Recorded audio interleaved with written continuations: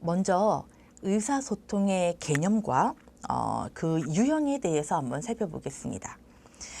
우리가 의사소통에 대한 어떤 개념을 설명할 때 우리는 초기 어떻게 발달이 시작되는가부터 살펴볼 필요가 있겠습니다. 우리가 이제 의사소통의 능력이라고 하면 말을 시작할 수 있는 단계로부터 시작된다라고 생각하는 경우가 많이 있습니다. 하지만 이런 언어 발달, 즉 의사소통의 능력의 발달은 생후 초기, 바로 초기 단계에서부터도 나타난다고 볼 수 있겠습니다. 가장 초기 단계에서는 울음을 보이게 되죠. 자, 그리고 미소도 보이게 됩니다. 그리고 눈맞춤도 보이게 되죠. 자, 이 초기 단계에서 보이는 의사소통의 형태, 행동이라고 볼 수 있겠습니다. 이 울음이라는 것은 자신의 요구를 알리는 가장 아주 막강한 어떤 수단으로서 활용이 되죠. 그래서 영아기의 아기는 배가 고프거나 혹은 뭐 기저귀에 뭐 배변을 보았거나 혹은 졸렵거나 혹은 뭐 심심하거나 뭐 이럴 때 다 울음으로써 자신의 의사를 표현하게 됩니다.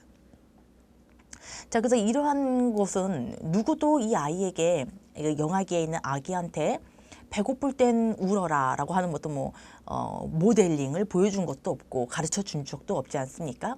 그래서 이러한 단계에서 봤을 때는 학습하지 않아도 태어날 때부터 선천적으로 타고난 어떤 반사적 의사소통 행동이라고 보는 것입니다.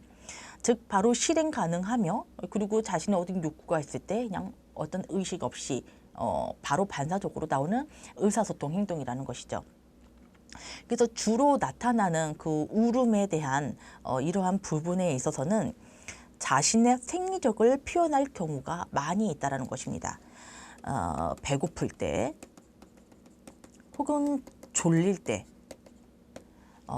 혹은 배변 봤을 때, 찝찝할 때 등과 같은 어떤 생리적, 기본적인 생리적 상태를 표현할 때 많이 쓰이는 것이죠. 자, 우리가 이제 이번에는 미소를 한번 살펴보겠습니다. 생후 초기에서 나타나는 미소는 그냥 반사적인 미소라고 볼 수 있겠지만, 시간이 조금만 지나면은 누군가 친숙한 얼굴, 그리고 나를 따뜻하게 안아주는 어떤 사람에 대해서 느낌이 좋은 것, 그래서 그것에 대한 의미로 진정한 사회적 미소가 또 출현하게 됩니다. 어쨌든 이게 반사적 미소였던, 아니면 사회적 의미가 담긴 사회적 미소였던 이런 미소 행동은 양육자로 하여금 그 아이를 좀 더 잘 보살피고, 그리고 애정이 더 생기는 이런 또 영향력을 준다고 합니다. 그래서 이 미소라는 부분에서는 양육자의 어떤 애착 관계를 유지하는 데도 굉장히 중요한 의사소통 행동이라고도 볼 수가 있죠.